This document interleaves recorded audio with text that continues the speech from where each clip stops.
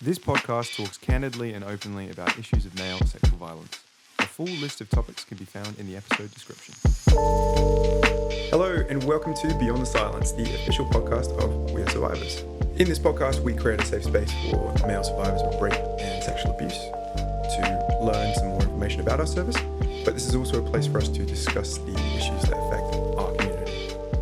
Now, I am very delighted that this episode will have the fantastic Joshua talking about his particular wing of our service and the impact it has on the guys we support. Later on, we are going to discuss some news stories that currently affect our community.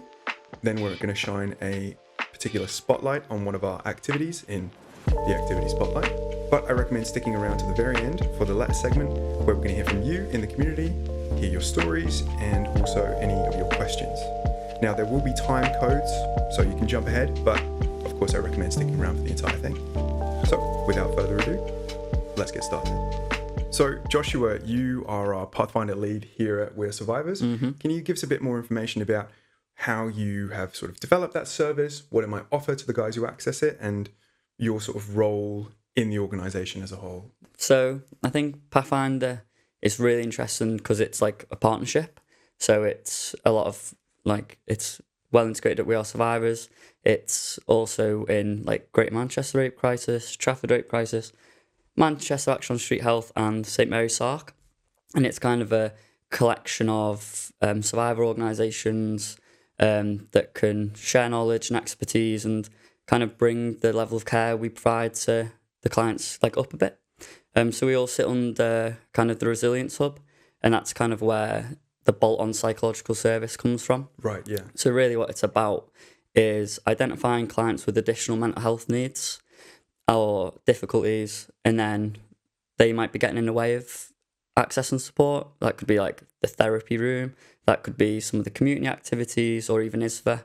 And then we kind of look outside of ourselves to see how we can meet those additional needs. Yeah, and sort of remove those barriers. Yeah, exactly. And it's a really cool, because it's kind of like connecting the system up quite a lot.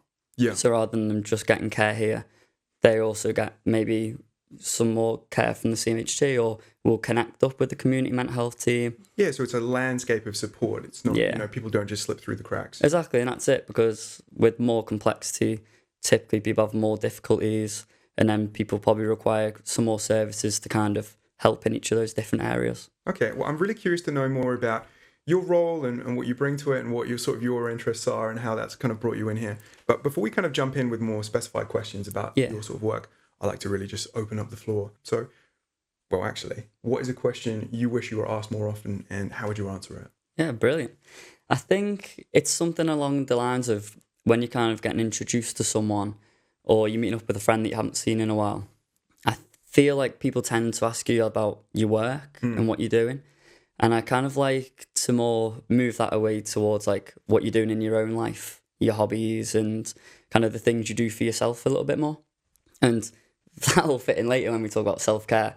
But I mean, it's kind of that philosophy of like we're more than our jobs. Yeah, so you're defined by the actions you take for yourself. The work you want to do on your own time. Or the opposite of work, like the things that make you feel more in touch with yourself. Yeah, exactly. Because although like work is a massive part of my life and I love what I do, I also love climbing and writing and all these different things. And I feel like we're not that good at talking about those things. We're very good at talking about our job and talk about our work, but also if we were more able to have conversations about the things that we did in our own lives, maybe that would develop our engagement with things in our own life almost.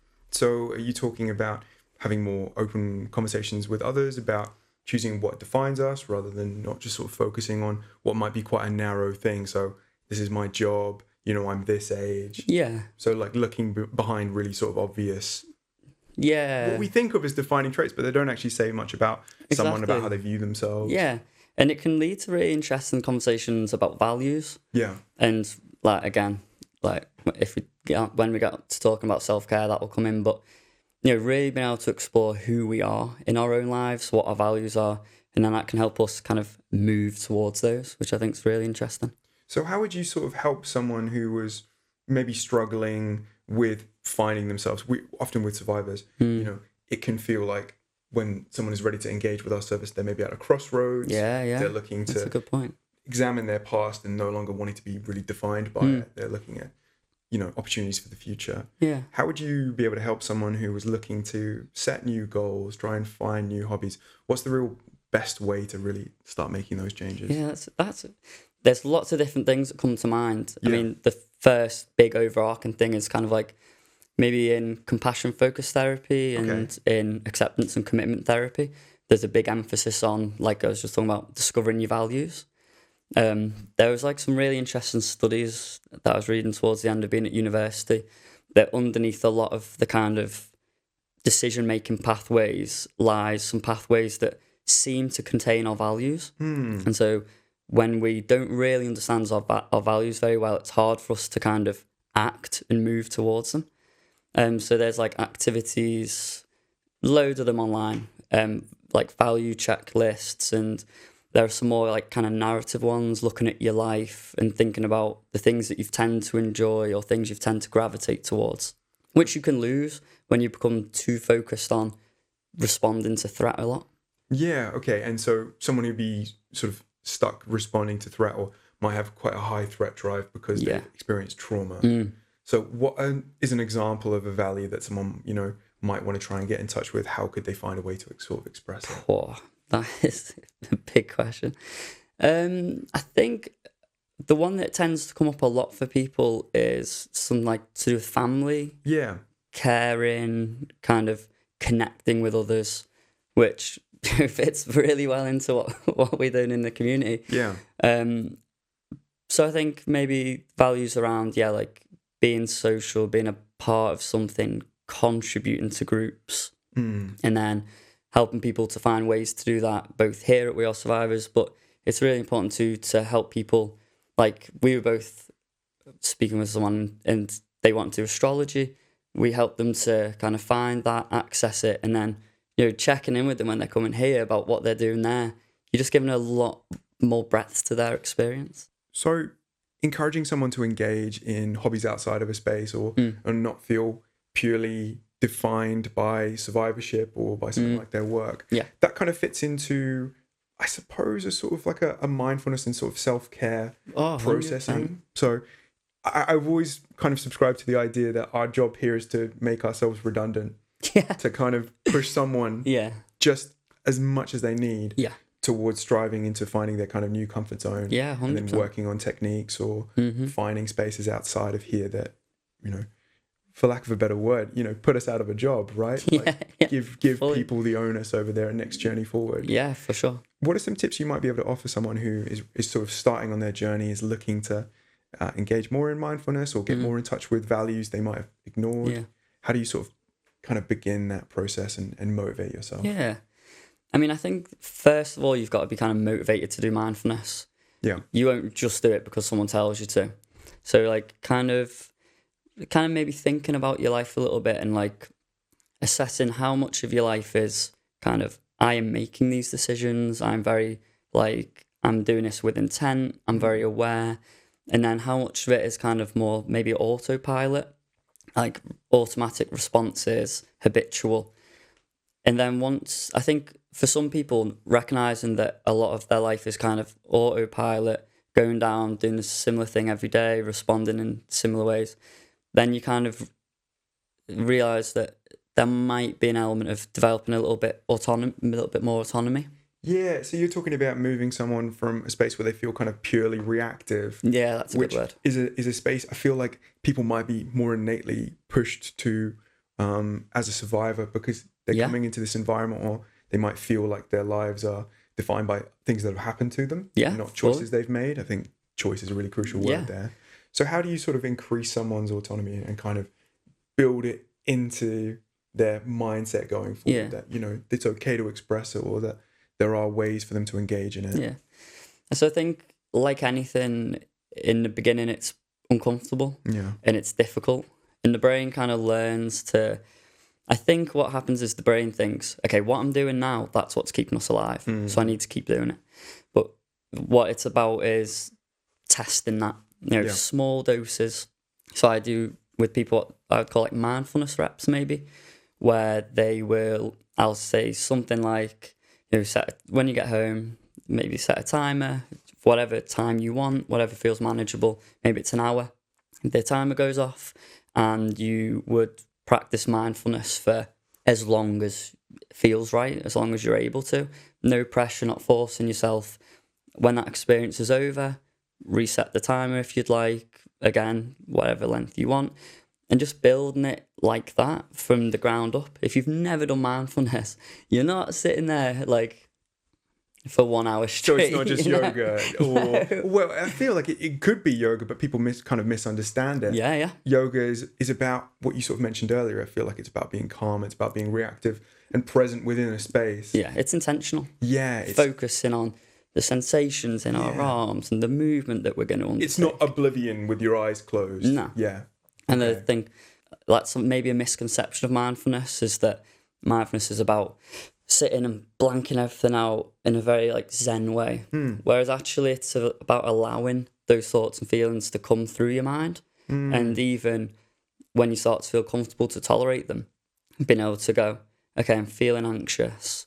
What's that about? Exploring it almost. So you're kind of tapping into what you might have hinted at earlier, these kind of subliminal things like values or thoughts that you might have otherwise, to use sort of a visual analogy, sometimes the habits and things we practice in our lives, we feel like we keep ourselves deliberately busy and we're building up a dam against a wall of water that is only just getting higher. Yeah. And so you're reaching for more and more sort of desperate ways to kind of push it down. Yeah. But what you're allowing is you're permitting some of the water to come through the dam. Yeah. At kind of a controlled way. Exactly. And you're listening to it, you're engaging with it.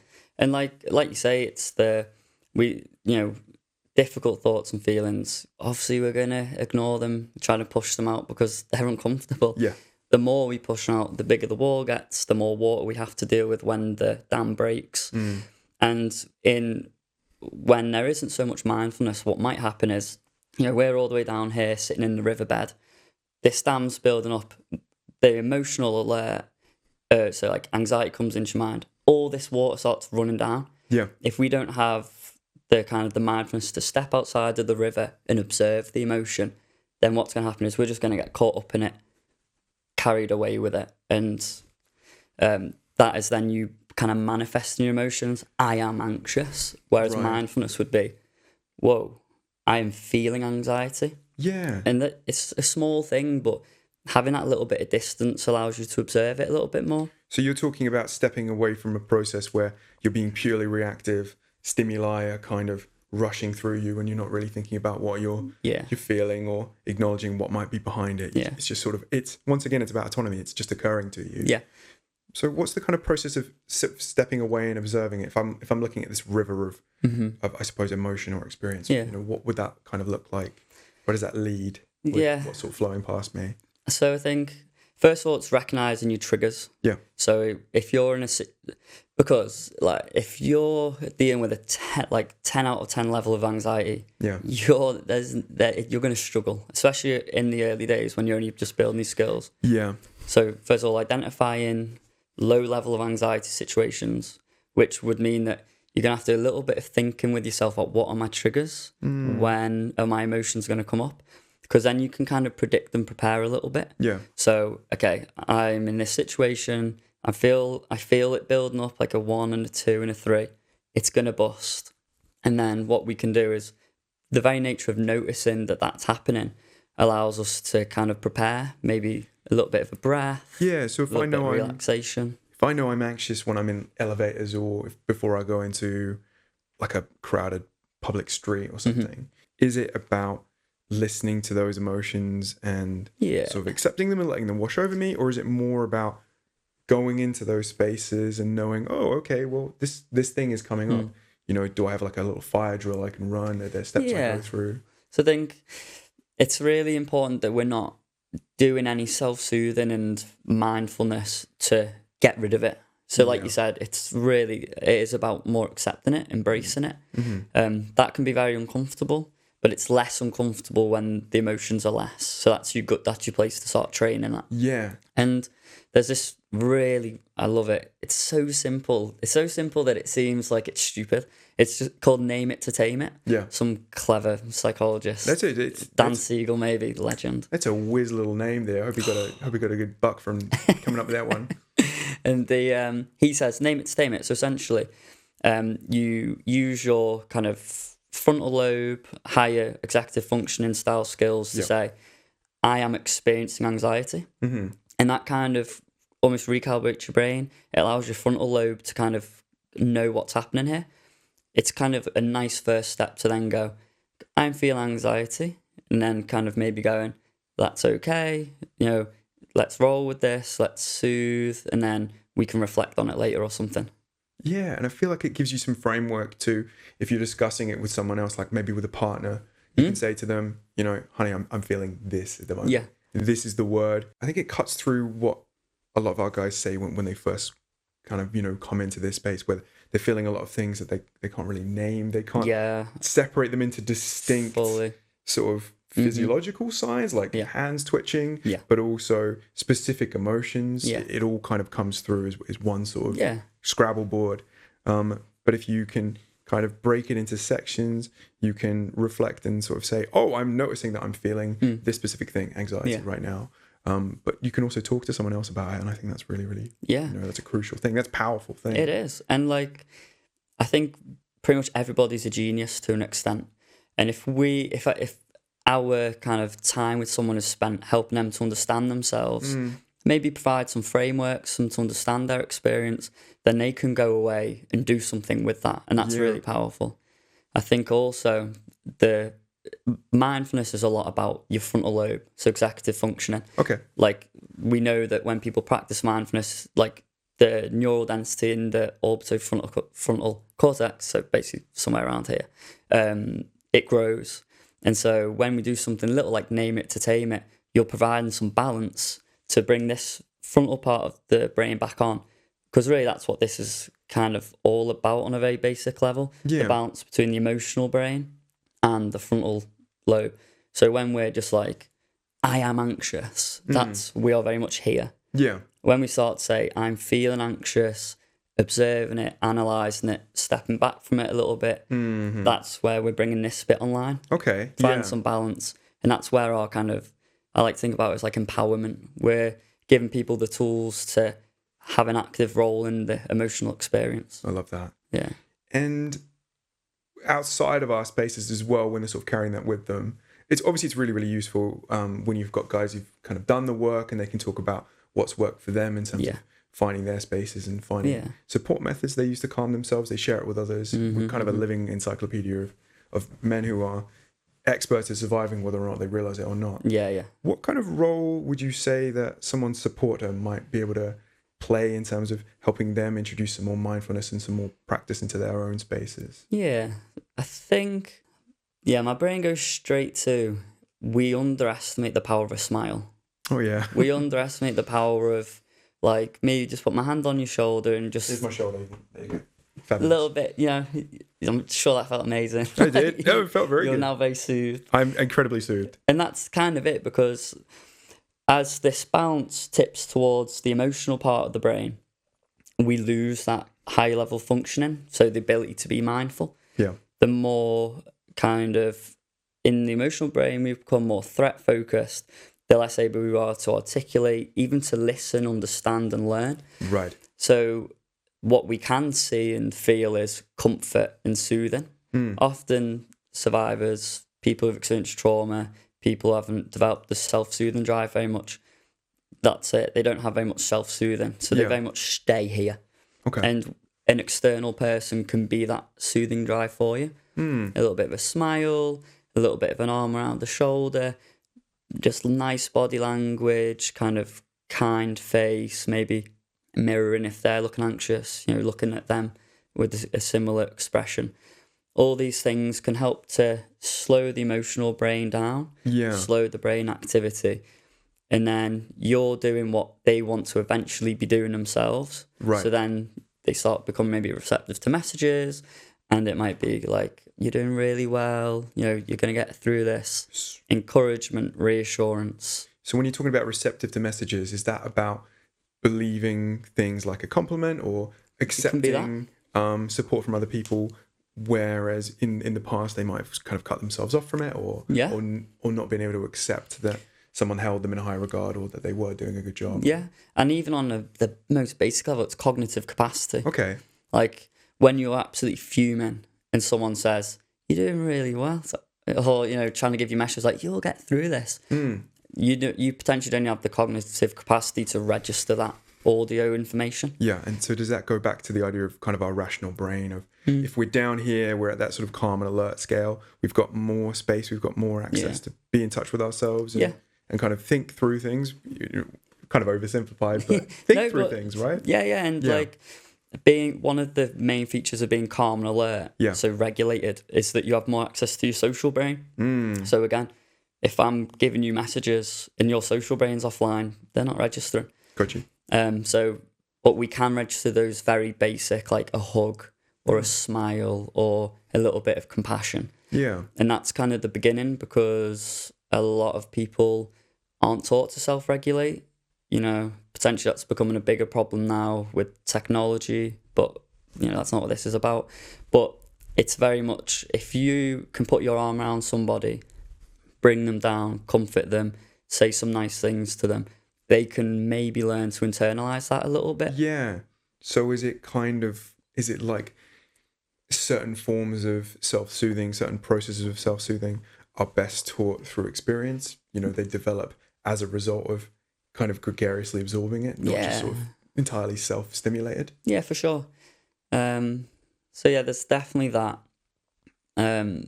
Being the self-soothing element, giving people space, kind of, there's like an element of trauma informedness here where like it can feel quite personal when someone's getting anxious or getting angry, but understanding that something has happened where someone's been triggered can help you to maybe like step back a little bit and go and have a little bit more of a supportive hat on.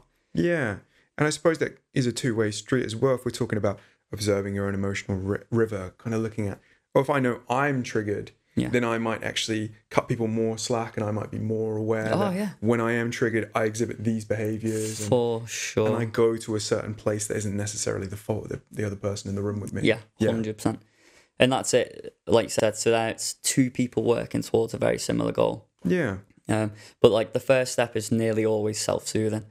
It's like, the way I view it is almost like, say we're a car, when you're becoming very emotional, anxiety is taking the wheel. It's driving to where it wants to go. Whereas self-soothing helps you kind of get your hands back on the steering wheel. Yeah, I love that. And move the car back to kind of that calm and alert, healthy, adaptive space. Yeah, and you're tapping into autonomy again, aren't you? As well? Yeah. It's not feeling like someone else is at the wheel or that you're just constantly having to react. You're choosing where you want to go. Yeah, for sure. That's brilliant.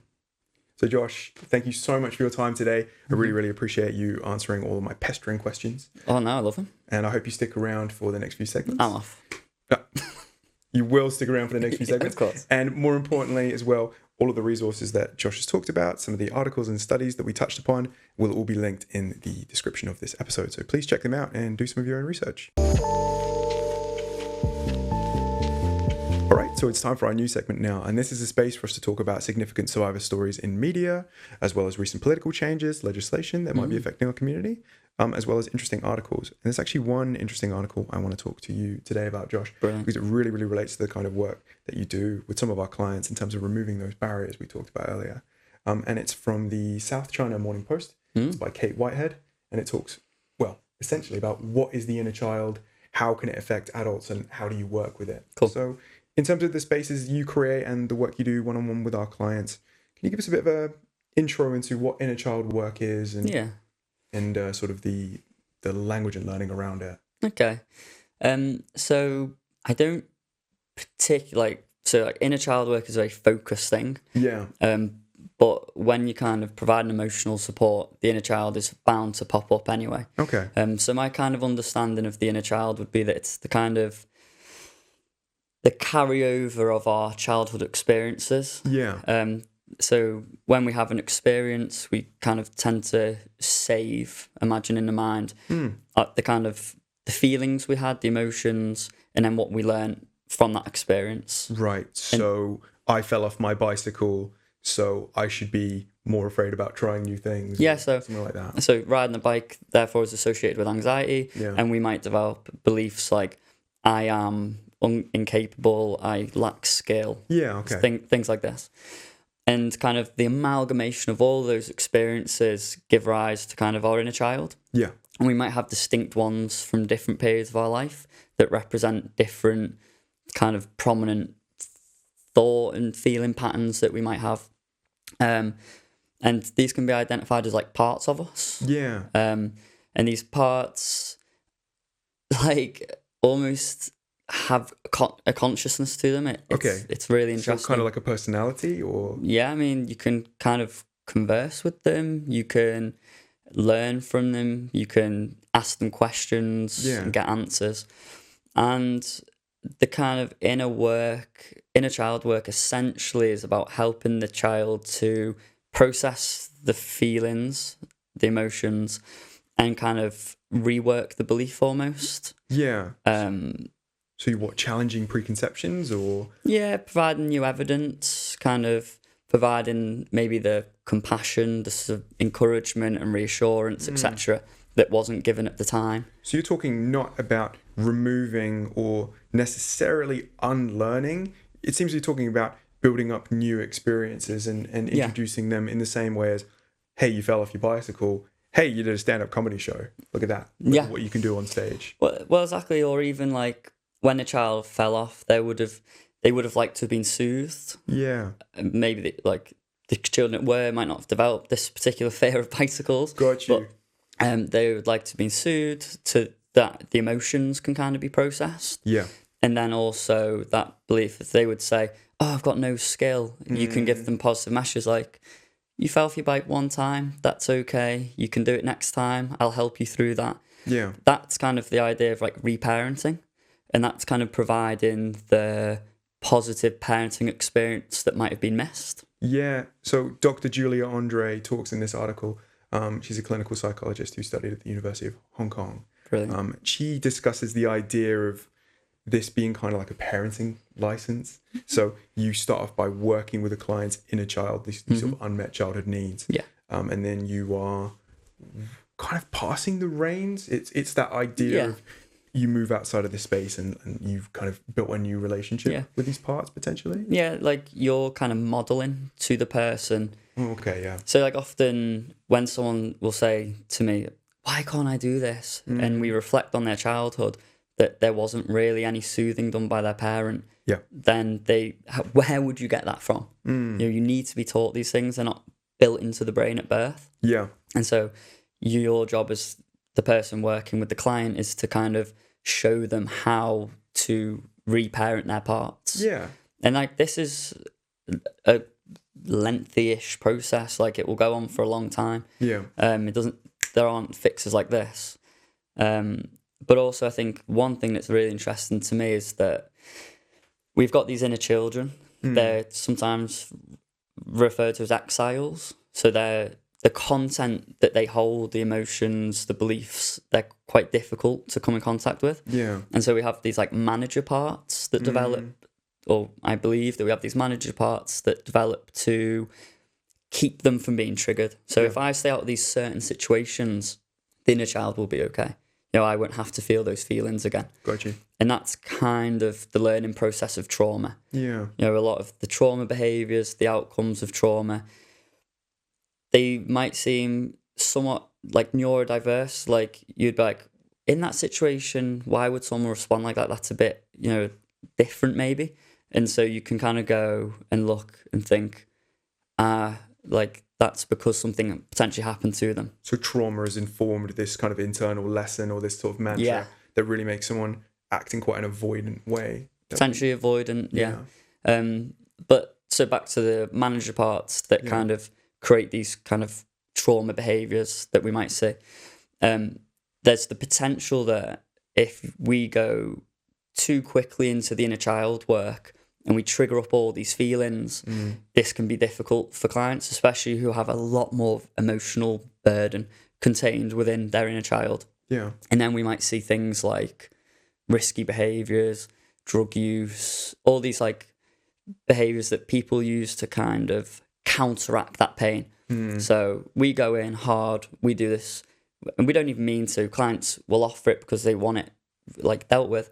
They offer up a lot of stuff, a lot of emotional burden. They leave the room, and like all these firefighter behaviors come in to quell that, keep it under wraps. So you've taken the exile from being a really sort of distanced and managed and kind of silenced part of the internal world, and then brought it right to the forefront. And so what the body's kind of sent in, the mind's sort of brought in a new kind of response. You talk about firefighters here. Yeah. And that's kind of pushing them back into that corner through. Yeah, like things distract drug us use from it again, or yeah. kind of suppress that.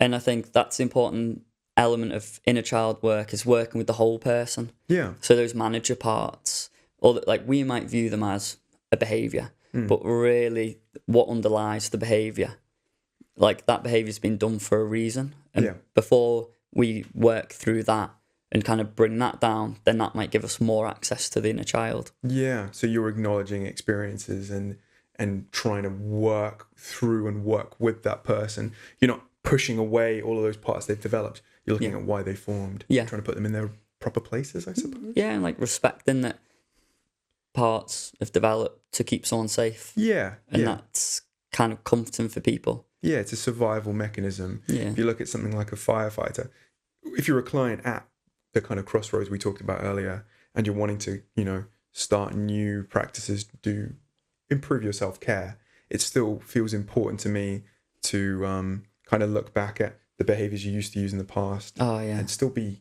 accepting of them and say, well, I developed these things because I had a need. Yeah.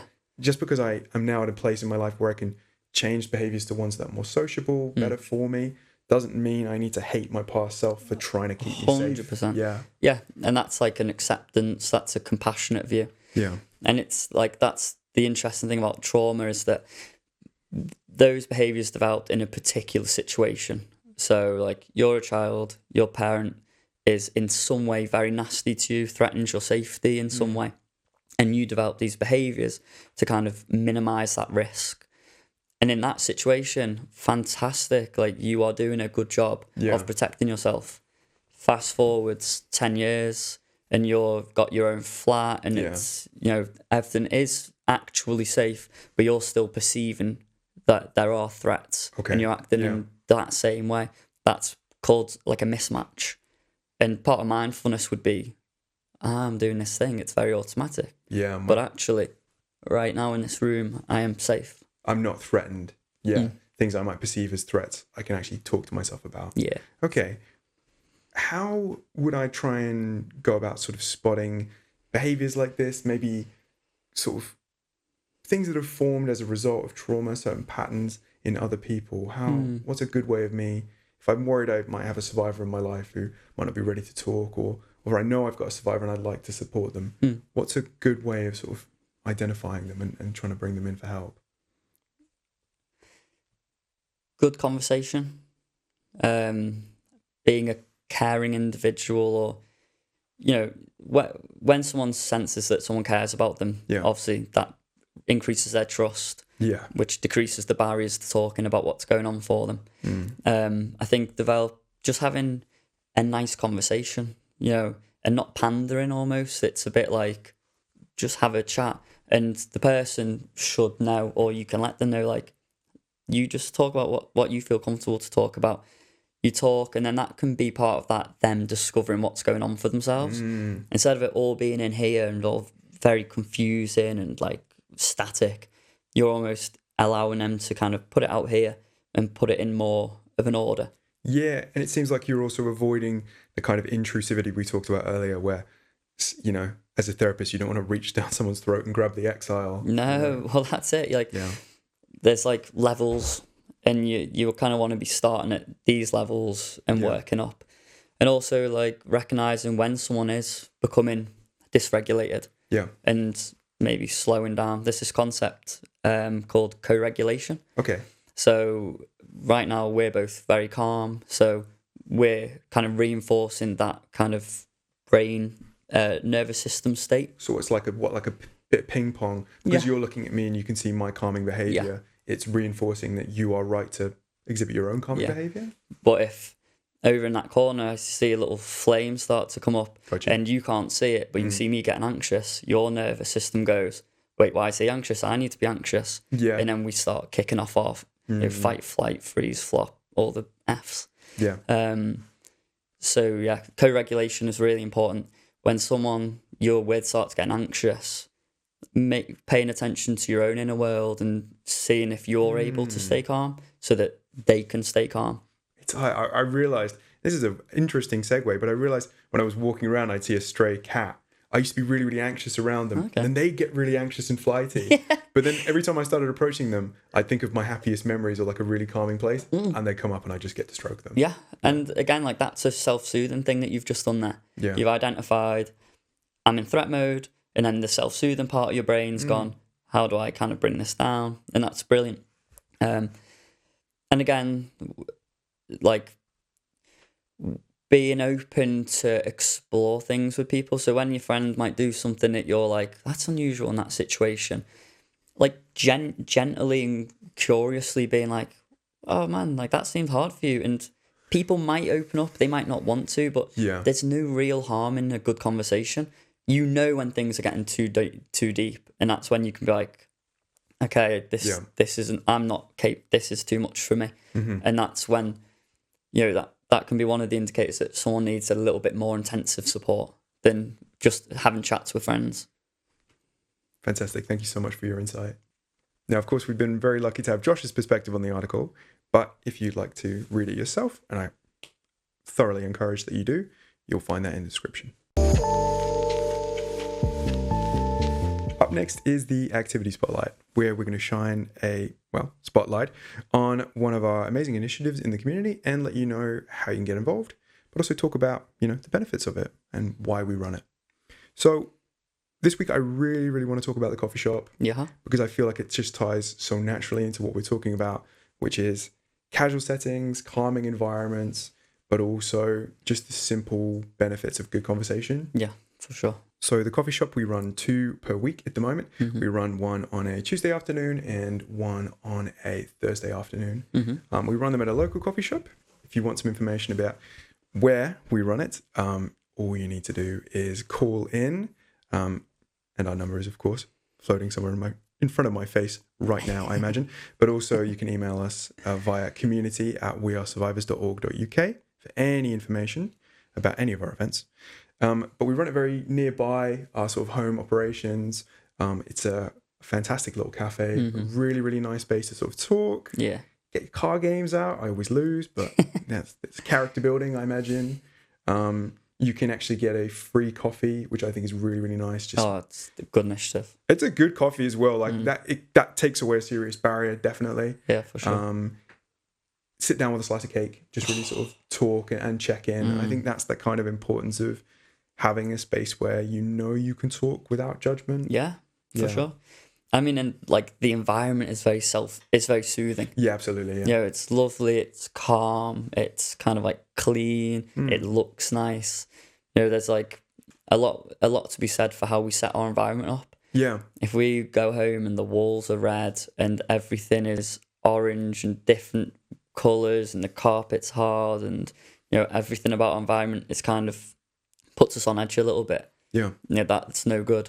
Whereas the opposite, like the coffee shop, is very self-soothing. You're clicking into all your senses and bringing you in. Yeah, that's it. You sort of all, because you're able to look around, it smells nice, it looks nice, it sounds nice. Yeah. And you're drinking a nice cup. Every single part of you feels soothed. It feels kind of at home. Yeah, exactly. I think it's really important. And then you've got other people there that typically the conversations are around people's enjoyments, and that's that thing that we were talking about before. Like people can just talk about things they enjoy, their values, and that kind of helps their mind to again gear towards kind of doing that type of stuff. Yeah, it feels like a really calming environment to sort of celebrate your hobbies and talk about yourself as much or as little as you want, and really sort of listen. It's like a library of Survivor experience. It's incredibly casual, but so supportive in a way that doesn't feel forced. It's really is genuine. Yeah, the coffee shop's great. Yeah, no, it's always the double highlight of my week. Yeah. Good coffee as well. I'll take that. So, as I said, of course, if you would like to get involved, please look on our website to see a full calendar of activities. But you're always welcome to call in for a little bit more information, speak to a member of the community team like myself. But you can also email in via community@wearesurvivors.org.uk. And finally for today is our letter segment. So this is a great space for you to get involved, send in your stories, or really just let your voice be heard on the podcast. Hearing from you reminds us why we do the work we do, and it's a great chance to have professionals reflect on your experiences and answer your questions. Now, the best way to send those in is either via our email, which is community@wearesurvivors.org.uk, but I would also recommend using the hashtag #BreakTheSilence on Instagram and X. You can find out information about all of our socials and a reminder of that email address and our phone number down in the description below. Okay, so today we had an email that I thought was really, really perfect to discuss with you. It came in from a client who was looking to improve their self-care resources when they're in public spaces.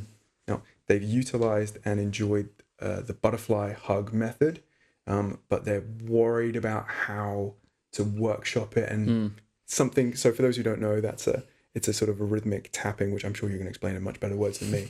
But it is quite obvious in public. It might make you look a little strange, even though it is a fantastic form of self-soothing. Yeah, for sure. So what's your sort of advice here? How can you help them out? I mean, first of all, I think the tapping, it's such an interesting concept. It relates heavily to EMDR, but essentially tapping this side of the body fires up this side of the brain, and tapping this side of the body fires up this part of the brain, and that's kind of how we believe processing happens between the two hemispheres. And so when we're doing this, we're kind of forcing the hand on that process, and hopefully the emotion is crossing, or the thought, the feeling, whatever. So it's really interesting, and it's really useful to help people both tolerate their emotions, but also kind of process, come to the end of experiencing them. And it kind of works on any part of the body. Like you can do the legs. So Some people just tap their feet gently. Yeah, that's switching between, doing both at the same time. Tapping the feet could be quite subtle. Yeah, if you've got headphones in, you're on a bus. Yeah. Yeah. I mean, tapping your thighs is quite nice, especially when there's a table there. And kind of to go back to when we were talking about supporting people before. Yeah. Something that people find really helpful is to, when they're soothing a partner, if they say it's okay, is to kind of, as you're hugging them, embracing them, do the butterfly hugs for them. Right, yeah. It can be really soothing for people. That feels really organic as well. Yeah. As long as you're not beating them like a drum, you'll be okay. Say, for example, I had maybe restricted mobility, or the butterfly hug just didn't really resonate with me. Yeah. What else have I got in my sort of tool belt in terms of reducing my anxiety in quite a public space? Yeah. So, really quickly, we can, when we are anxious, we can observe internally. Our body is a great source of information. We might feel ourselves becoming more tense in our muscles. Typically, the shoulders and neck for stress. Posture. Yeah. For some people, if they used to fight to cope with the stress or the threat, their arms might get tense. Oh, it's fascinating. For some people, that would run, they might feel it in their legs. Wow. Yeah. So you can scan your body and find areas that are tense, because that's your body going, shit, get ready to fight. Yeah. But actually what we can do is we can recognize our safety, and we can relax that part of the body. Breathing too. So nice, natural, deep, comfortable breath. So yeah. So I'm not holding it for a huge amount of time. I'm not straining my lungs. No. Right? Okay. Yeah, and you just kind of gently fill in your belly, gently kind of drawing it in to expel it. I feel like that's a classic misconception when you see someone trying to breathe in, then their stomach kind of goes inwards. Yeah, right? I don't know exactly. where that instinct comes from, but 100%. You just want to expand your lungs outward. Yeah. Right, okay. And the understanding is that there's a nerve between roughly the heart and somewhere in the abdomen or around the lungs, and when that's very shallow breath, it indicates to the body that we're in a stress state. Yeah. But when we start to do nice big belly breaths, that rhythm indicates to the body that actually we're in a safe place. and you're kind of using your body to communicate back to the brain that we're safe. Yeah, so that's really interesting. So your brain is kind of hitting the fire alarm because it's built in some fear responses or stress responses. It sees you're in a public space, remembers an experience, and it starts being afraid. Yeah. Or is worried about other people around you. Yeah, for sure. But then you're kind of gently turning off the fire alarm by saying, hey, this is a beautiful place. You know, I am within my own internal world, feeling comfortable. Yeah. I'm able to regulate. Yeah. Yeah. And it's called biofeedback. So it's us using our biology to feed back to the brain that we're good. So like the brain and the heart have a nerve between them. It's probably the polyvagal nerve. Yeah, I think, And the heart has its own neurons, its own hormone production capacity. And so if the brain says to the heart, look, it's scary out there, the heart goes, oh yeah, like we need to get adrenaline going, get your heart pumping, which leads to your lungs, your breathing getting shallow, your muscles getting tense. Yeah. Us bringing this online, naming it to tame it. Oh, yes, we're back in the front. Anxious. Yeah, okay. Yeah. And then you can start to think and observe and go, okay, I'm tense. Okay, I'm breathing differently to how I do when I'm calm. Let's bring that all together. Amazing. Thank you so much. Hopefully. Well, hopefully that answered your question. So, Josh, we've talked about a lot today, to say the least. Yeah, I could talk for hours. To narrow it down to one final point, if there's one thing you would like every survivor listening to know or to hear, what would it be? Probably it's about them. So I think a lot of people think that you're going to come into the therapy room or you're going to come into our survivors and we're going to make you into this like person. You know, that person that functions well. They go to the gym 3 times a week. They eat salads. They watch boring TV, you know. But it's not. It's about them discovering who they are, what their preferences are, what happens for them. You know, it's a very personalised process. You know, like we talked before about discovering their values, what they can do to move towards them. It's about you. It's about someone working with you in a very collaborative way to help you to find the steps forwards. Yeah, no, I love that. Thank you so much. It was a pleasure to have you here. It was a pleasure to be here. I can't wait for season 2. Well, just steady on. Just because you've been in the pilot, you think we're going to have you back? We'll have to consider our options.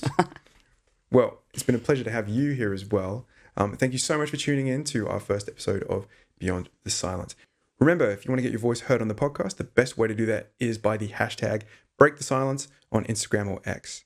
Now, if you yourself or someone in your life is a survivor, we thoroughly recommend you call. All of the information is on the screen or in the description down below.